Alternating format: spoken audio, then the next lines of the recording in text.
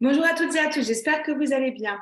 Et oui, Pâques approche à grands pas et peut-être que vous êtes en manque d'inspiration pour pouvoir proposer un menu à toute votre famille le jour J en utilisant bien évidemment votre Thermomix.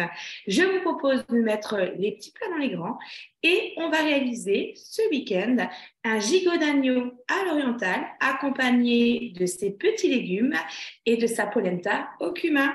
Allez, c'est parti!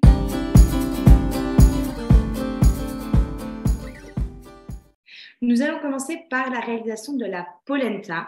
C'est une recette que vous trouverez sur Cookidoo, mais que j'ai donc rajoutée à mon gigot d'agneau. Donc, je vais mettre dans mon bol une cuillère à soupe rase de graines de cumin. Et pour terminer, une cuillère à soupe d'huile d'olive. Je positionne mon couvercle ainsi que mon panier et on est parti pour torréfier nos graines de cumin pendant 2 minutes à 120 degrés sur la liquation. Et je rajoute mon fouet que je vais poser au travers des couteaux et je vais accompagner mon fouet en le tournant dans le sens des aiguilles d'une montre pour accompagner les couteaux être bien positionnés. Et là, je vais rajouter 200 g de polenta. Donc, la polenta, c'est un féculent à base de maïs et qui vous permet un petit peu de changer des féculents habituels comme du riz ou bien des pommes de terre ou des pâtes. Donc, c'est pour changer. Et là, je vous propose justement de la préparer en amont. Pourquoi? Parce qu'il y aura une deuxième partie où on va la griller pour lui donner du croustillant. Et à la polenta, je vais rajouter ici 800 g de bouillon de légumes. Donc, c'est 800 g d'eau auquel j'ai rajouté un cube de bouillon ou votre bouillon de légumes maison. J'y rajoute une pincée de sel. Alors, soyez soft en sel puisque le bouillon va déjà saler suffisamment pour ma part.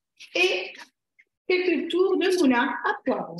Je positionne le couvercle avec mon panier de cuisson et on est parti pour cuire le tout pendant 12 minutes à 100 degrés en sens inverse sur la vitesse mijotage qui correspond à la petite cuillère qui est la première vitesse de votre Thermomix.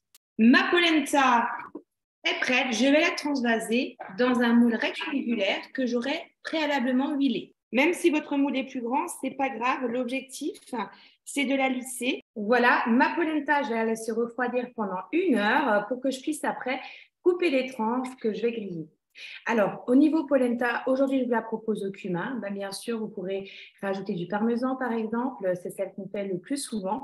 Mais aussi des olives, des tomates séchées à votre guise. Il y a des idées sur Cookidoo pour agrémenter votre polenta et changer d'accompagnement pour votre poisson ou pour votre viande. Là, on va la laisser donc refroidir pendant 1 heure. Ça nous laissera le temps de faire la suite de la recette. On va maintenant réaliser la farce de notre gigot d'agneau et je vais commencer par mettre dans mon bol 30 g de crème liquide de 35 à 40% de matière grasse. J'y rajoute un œuf et je vais y rajouter 2 saucisses de type merguez sans la peau. J'insère le couvercle et le gobelet doseur et on va mixer le tout pendant 15 secondes à la vitesse 5. Le mélange obtenu, je le transvase dans un récipient. Donc maintenant que ma farce est prête, j'ai donc pris mon gigot d'agneau. On est sur 900 g à 1 kg de viande. Mon gigot d'agneau ici, je l'ai ouvert pour permettre de bien le farcir. Et avant de le farcir, on va le saler et le poivrer. Et là, je vais recouvrir ici donc mon gigot d'agneau de ma farce à base de merguez. Et sur ma farce, je vais y mettre 20 g de noisettes décortiquées. Donc, on va rajouter du croquant à la farce, 20 g de pignons de pain et 20 g de pistaches grillées non salées. Je roule mon gigot, donc je vais le refermer. Je ne suis pas une méga pro, donc on va apprendre ensemble. Je vais prendre ma ficelle que je vais mettre en dessous, à la base du rôti. Et ici, on va tourner une première fois et on va doubler une deuxième fois notre mur. Et là, je vais fermer. Veillez à ne pas trop serrer non plus, sinon ça va couper votre viande pendant la cuisson. Mon double nœud est fait. Donc, pour ficeler, je fais le tour de ma main. D'accord? Je vais prendre ma bobine et je vais le passer dans le tour. Ça me permet d'avoir un nœud ici. Et le rond que j'ai formé, je vais entourer ma viande à 2 cm à peu près de l'autre fil. Je vais tirer pour que mon rôti soit ficelé. On tourne de nouveau. Je passe dans le trou ma ficelle et je vais entourer mon rôti jusqu'à arriver à la fin. Sur la fin, je vais ici faire un ficelage à la verticale, voilà, que je vais fermer avec mon fil de départ. Toujours pareil, je fais 2 tours. Je perds un petit peu de farce, mais ce n'est pas grave. Et là, je vais faire un tour autour de mon rôti pour bien le ficeler. Et je vais pouvoir couper mon fil. Alors voilà, mon rôti est ficelé.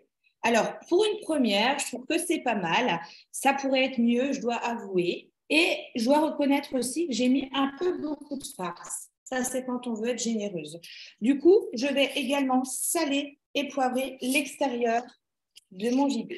Avant de lancer la cuisson dans mon varoma, je vais dorer justement les faces de mon gigot en faisant chauffer dans une poêle 3 cuillères à soupe, soit 30 g d'huile d'olive.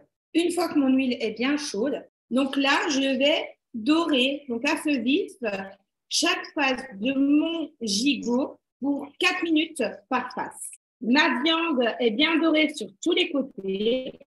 Je vais la transvaser dans le varoma. Petite astuce dans le varoma, comme on a quand même un beau gigot d'agneau, je vais y rajouter dans le varoma mon fouet pour la simple bonne raison que lorsque j'ai posé mon gigot dessus, ça va me permettre lors de la cuisson d'éviter que mon gigot ne couvre la quasi-totalité des trous que j'ai dans mon varoma et donc on aura une circulation plus facile. Je pose donc mon gigot. Mon gigot, je le réserve. Je vais passer à la base de mon jus de cuisson. J'ai bien sûr rincé mon bol et je vais y mettre 80 g d'oignons coupés en deux. Je rajoute mon couvercle et mon gobelet et on va émincer l'oignon pendant 5 secondes à la vitesse 5. Je racle les parois de mon bol et j'y rajoute 15 g d'huile d'olive. J'insère mon couvercle sans le gobelet doseur et on est parti pour 5 minutes à 120 degrés sur la vitesse mijotage. À mon oignon qui a coloré, je vais y rajouter une demi-cuillère à café de sel, du poivre, une cuillère à café de ras el hanout. Alors, l'épice ras el hanout, vous la trouvez facilement. C'est un mélange d'épices que l'on va utiliser pour faire les couscous, les tagines. Ce mélange d'épices-là, on ne le trouve pas dans les pays d'origine. Pourquoi? Parce que chaque personne a son propre mélange d'épices. Mais dedans, vous y trouverez, par exemple, de la coriandre, du curcuma, du romarin, du curry, du fenugrec, du fenouil. Il y a plein de possibilités. Après, varier du gingembre, du curcuma.